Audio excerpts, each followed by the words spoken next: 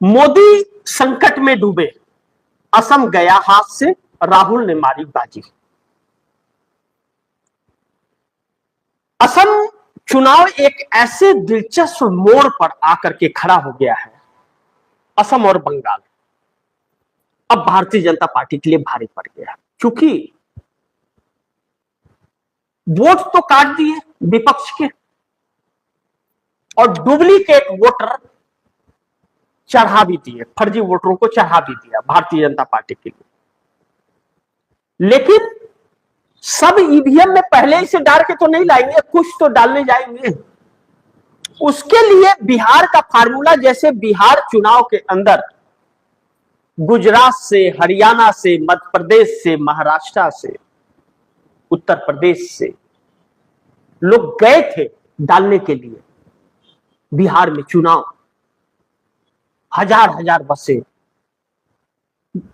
आसाम में भी बिहार की बसें पहुंचनी शुरू हो गई, बोरिया बिस्तर लेके वोट डालेंगे, चल देंगे।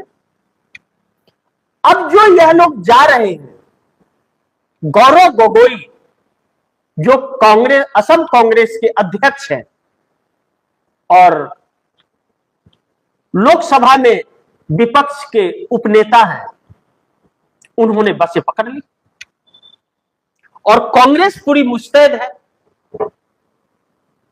चुनाव सुबह मतदान होना है। अब बात बिगड़ गई, एक एक जांच पड़ताल शुरू हो गई। अब ऐसे में वह वोट कैसे डालेंगे? अब तो कांग्रेस भी एक्टिव है और वही फार्मूला पश्चिम बंगाल में ममता बनर्जी भी अपनाएंगे। अब चुनाव आयोग के लिए चुनौती यह है कि वह जो फर्जी मतदाता हैं, जनून जो काट दिए गए हैं लाखों की संख्या में, और फर्जी को जो आगे बढ़ाया है चुनाव आयोग देश से गद्दारी करके सरकार के पक्ष में, वह वोट कैसे पड़ेगा? और उसी पर लगाम लगाने के लिए पूरी एकजुटता से इंडिया गठबंधन जुट गया है। अब आज तृणमूल कांग्रेस के सांसद गए थे मिलने के लिए चुनाव आयोग से, तो चुनाव आयोग ने कहा गेट आउट, तुम्हारी कोई नहीं सुनेंगे, बात ही नहीं किया, क्योंकि वह चोर है।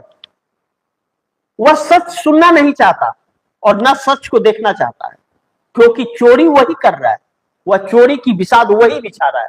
इसलिए उसने गेट आउट कहा और आ गए और जनता को गुमराह करने के लिए चुनाव आयोग ने ट्वीट कर दिया। अब ऐसे में विपक्ष एकजुट होकर के, आखिरी कोशिश है यह विपक्ष की, नहीं तो असम भी जाएगा और बंगाल भी जाएगा। लेकिन इतना कुछ होने के बावजूद जो सर्वे कहता है, सर्वे यह कह रहा है कि ममता बनर्जी चुनाव जीत रही हैं, तकरीबन 190 के आसपास सीटें आ रही हैं और असम में कांग्रेस सरकार बना रही है।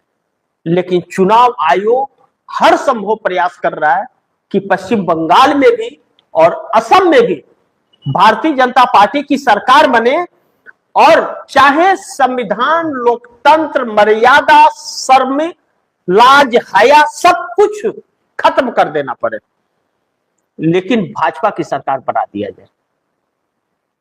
अब कौन कितना कारगर साबित होगा यह कल सुबह पता चल जाएगा, यह भी कल शाम तक पता चल जाएगा। देखना होगा कि क्या होता है। जो भी होगा खबरें आप दर्शकों तक मैं लाते रहूंगा। लेकिन असम के अंदर मोदी संकट में डूब गए हैं, क्योंकि असम के अंदर जो हेमंत बिस्वा शर्मा की पत्नी के ऊपर आखिरी वक्त में जो आरोप लगाया और जो उसने अपशब्द बोले और एक्शन में पुलिस आ गई।